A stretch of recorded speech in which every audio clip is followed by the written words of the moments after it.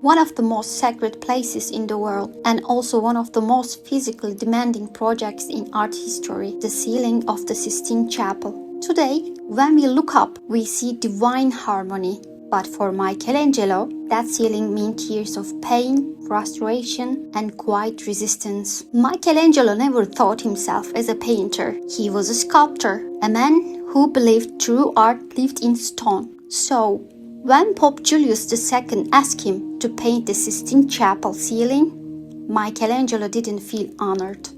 He felt trapped. He had rivals, people who wanted him to fail. And Michelangelo protested openly. "I am not a painter," he said, "but you don't say no to a pope." So he began. For nearly 4 years, Michelangelo worked high above the floor. Standing on scaffolding, his head tilted backward for hours at a time.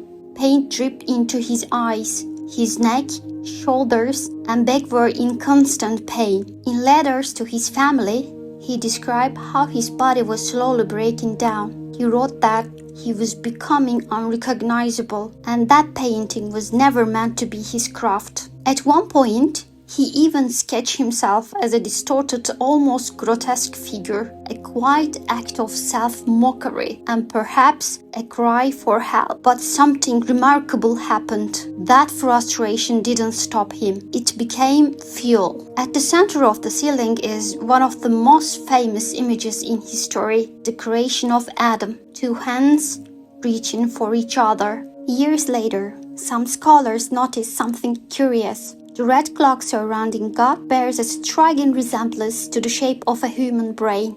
The contours, the curves, even key anatomical features. There is no definitive proof, but Michelangelo had a deep knowledge of human anatomy, and the idea is compelling. Perhaps God isn't only giving Adam life, but also intellect and consciousness, faith and science, quietly sharing the same space. Years later, while painting the Last Judgment on the altar wall, Michelangelo faced criticism once again.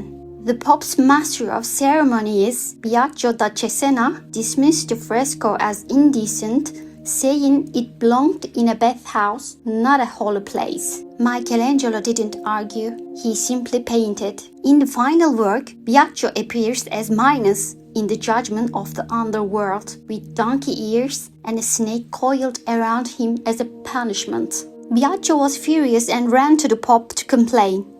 The Pope's response became legendary.